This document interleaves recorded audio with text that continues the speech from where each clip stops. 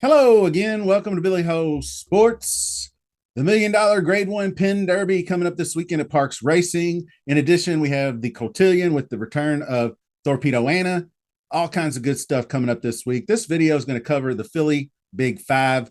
So I appreciate you joining me. Viewer support always very important to grow the channel. So help me grow the channel by first subbing to the channel, subscribe, like, share on social media, Facebook, Twitter, X, Insta, wherever you want to share it. We're going to get into race number 10, which is the Turf Monster for 3-year-olds and up. So let's take a look at some past performances. Hello, Billy Ho here. As the sole creator for this channel, I need you, the viewer, to help me grow. Just by subscribing to the channel and clicking that like button alone, you can help spread Billy Ho Sports to the racing community on YouTube. Okay, so we have 5 furlongs on the turf. It is a grade 3 for $250,000. Smooth beat was a good effort to win, on the, fast track at Parx. So maybe they should go back to that. I don't know.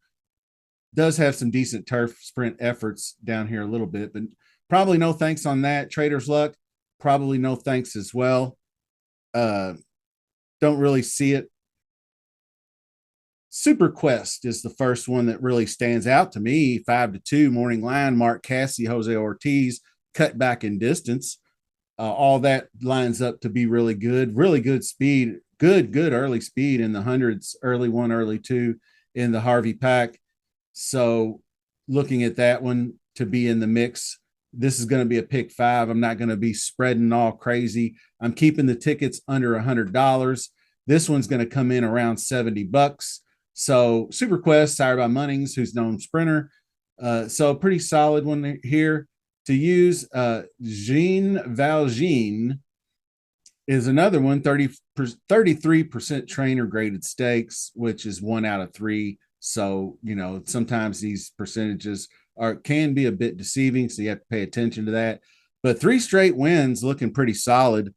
But the only thing that I didn't like was if you go down here and look at the record at Parx, which it was last year as a 4-year-old, but really didn't run very well in the jump start last year. And then way down here the year before, didn't really run well at Parx either. That may not matter, but that's just sometimes you have to find things to pull you off. Talented Man, I think, is one that I'll pass on as well. I believe the next one that I really caught my eye was Alagon.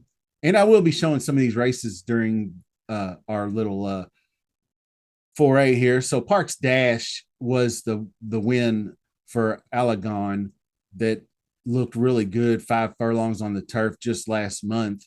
So you would think got a good chance to run them back this turf, this distance. Number 7, Four Heart, was a beaten favorite on the turf last out. Jose Lescano and Robert Reed should be a factor, I would think. This one here, though, is some class. I'm going to call some class sells here for me. Christopher Clement, who I think a lot of, especially on turf as a trainer. I read Ortiz aboard, number 8, Senby. The speed figures are a little bit down, beaten by weaker, but I think this one's going to be ready to rock. Irad aboard, getting the mount, so I do like the upgraded jockey sharp 4 furlong workout for Senby. So I'm going to be at that one as well. Center Mid Maddie, I'll pass on. Boats are rocking. That was in the Parx Dash, ran 4th on the inside rail. Normally, at least my thinking was Parx had a good inside rail, so really didn't look as good of an effort to me. Paco Lopez aboard for Boats of Rockin', and then all the also eligibles. I mean, pay attention to them, but I didn't really see any that stood out to me. And there's a main track only down here too for Real Talk and Jamie Ness, but I'm not going to figure those in. I'll make my own adjustments if we have scratches. So what I'm looking at for this one, first off, leg 1, 8 Sinby, I think, could get the win. Number 3 Super Quest, definitely solid. Number 6 Alagon, third. Leg 1 is going to be 368. So we move on to the Gallant Bob, which is race number 11. And this one is 6 furlongs on the dirt, 3-year-olds. Ben Tornado. We have almost call it a day right here, huh? Look at all these good qualities. Rail post 18%, 24% beaten favorite, second start off the layoff, second in last race, early running speed, shorter distance, and the best dirt speed is the fastest among the starters. Jose D'Angelo, Irad Ortiz, really impressive effort over in what was this? I forgot the Saudi Forever Young, Bookham Dano. It was the Saudi Derby. Ran third to those two horses that both won their next races out. I mean, that's tough enough for me right there. So Ben Tornado definitely on the card. Awesome Ruta, I think I'll pass on for Dan Ward. This is another interesting one. Bucarino is Alfredo Velasquez, very good trainer on sprinters, attention to detail. 23%, third off the layoff. Highest last race rating, won at Parx. This right here was just a really, really rocking race here that you'll see. Blew them out down the stretch going 6.5. So don't see any problem why this horse can't be in the mix. Jose Lescano, low key, 6 wins, 13 starts most recently. So he is rocking and rolling. Bucarino, the B's, the double B's, Bucarino and Ben Tornado so far for me. Then after that, I had some interest in Maximus Meridius back here at the Woody Stevens. I thought maybe, but then had showed a little early speed, but just was blown out by Bookham Dano, Prince of Monaco. That was way over its head probably, and then really just dropped in class and didn't get it done again. Then on the turf, didn't like that. Then back on the dirt, didn't get it done. Was beaten handily by Bucarino in that one. So it does kind of lead me to believe that he could compete, but this is a pick 5 ticket, so I don't think he's going to win. So I'm going to pass on that one. And this one is interesting to me. Practically Dark draws Flavian Pratt in this one. Safi Joseph Jr., 310K, blinkers on for Joseph Safi. Not a real great percentage with the blinkers on, but it could work out for this one. I think could have got out real slow, wide in the turn. Didn't think that was a very good ride by Jara. Pratt is a tactician. I think if he gets a better ride, he's going to get after it in this race and have a chance to win. These two by Safi, or this one by One Shark Cookie, no thanks. Eric Foster, always into mischief, no thanks. So that's it. Obviously, track bias. You're going to see wire percent, early speed, all that kind of good stuff. So you got to eat some chalk from time to time. So we're going to go with Ben Tornado for the win. Bucarino next, and the class of the 6 Practically Dark adding Pratt. Leg 2 is going to be 136. So now we jump over to race number 12. Not going to spend a lot of time on this one. This is going to be our single. We're single in 6, Torpedo Anna. You might as well. You always need to find a single and a pick 5 to make your ticket more affordable. So we're just going to go Torpedo Anna and be done with it.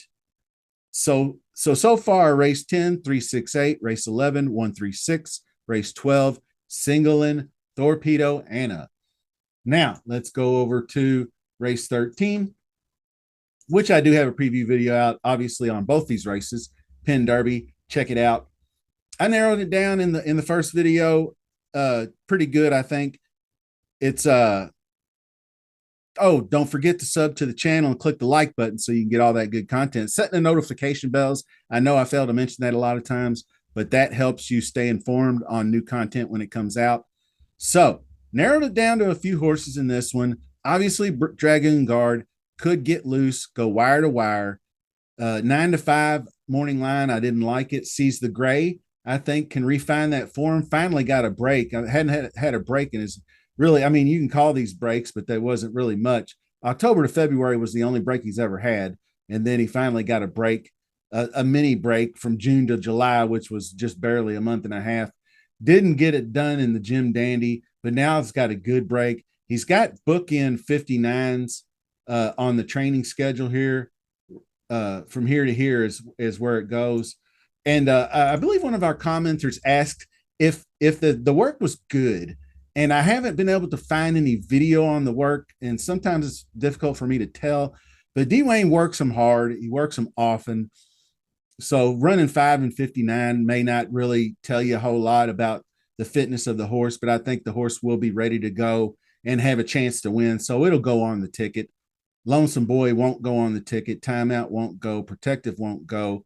Just Step on It won't go. Dragoon Guard is going to go. So that's 2-7 so far.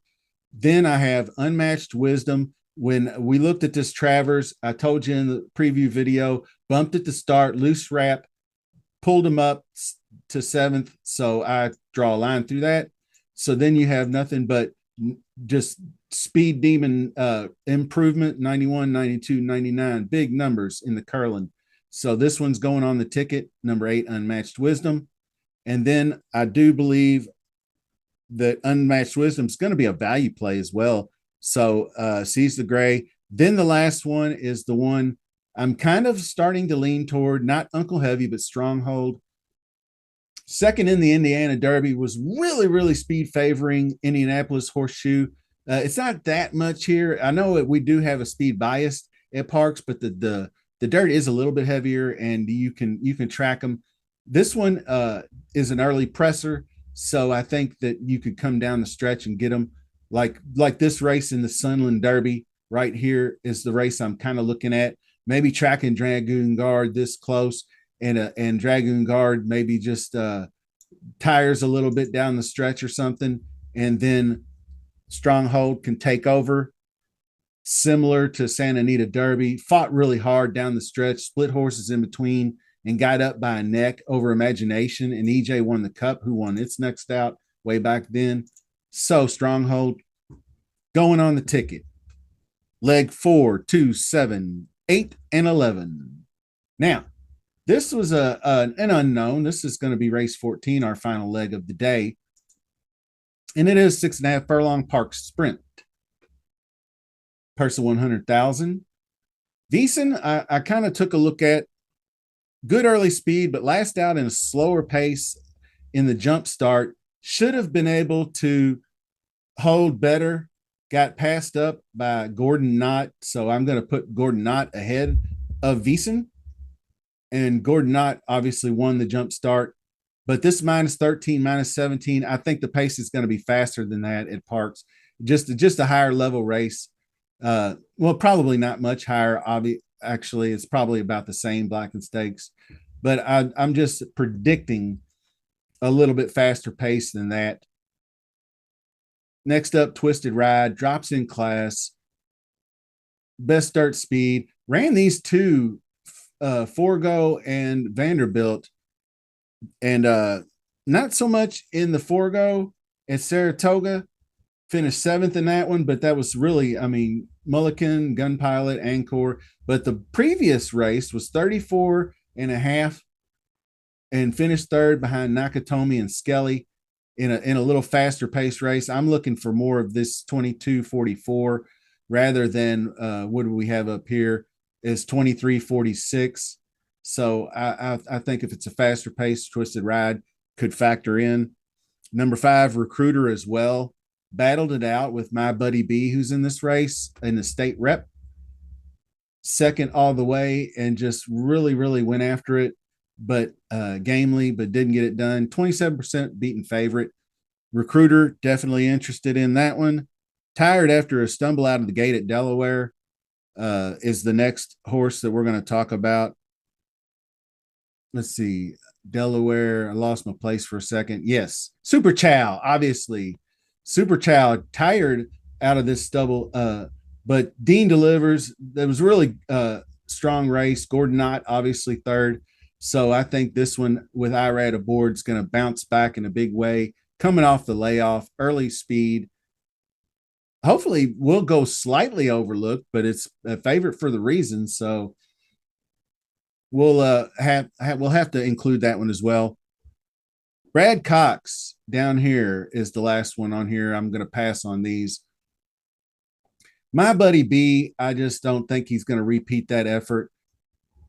This one just doesn't look like it's the class to me, so I'm going to leave that one off. 90% Maddie's another one I'm going to leave off, even though I do like her or like him, the 4-year-old gelding. Just the speed figures aren't there, and it's closer. I don't think closers are going to get a win here. Top Gunner. So Brad Cox scoops him up from Cantor Macy, who's a hell of a good trainer, but takes the third in this. So he must have saw something in this horse, because he claimed him last month in August and flipping him back to run in this race and putting Pratt on him. So I'm just going to go on a hunch and say he's got something in this horse, 7-year-old gelding, that he sees that can get after it in this race. And Brad Cox is just a notoriously good trainer for sprint horses. So Brad Cox is going to get my money on this one. So that's enough for me. Leg 5, we're going to go 5 deep. It's going to be 2, 3, 5, 6, and 11 in that one. And so that is going to cover it. And to review, leg 1 is going to be 3, 6, 8. Leg 2, 1, 3, 6 in leg 2. Leg 3 is Torpedo Anna. That's your 6 horse. Then leg 4 is the Penn Derby. We're going to go 2, 7, 8, and 11 in that one. And then we're going to go 5 deep in leg 5, 2, 3, 5, 6, and 11. That's going to be a $72 ticket. Very reasonable. I think might have a good shot to get it done. And if it does, check out the description of the video if you hit big, and give me a tip. I got Venmo, I got PayPal. You can do super thanks on here and donate a little bit. You don't have to. I'm teasing, but best of luck to you. I really do appreciate all your support. It means so much to me. Keep it coming. We're going to keep it coming. And hopefully we pick some winners this weekend. Best of luck. We'll see you soon.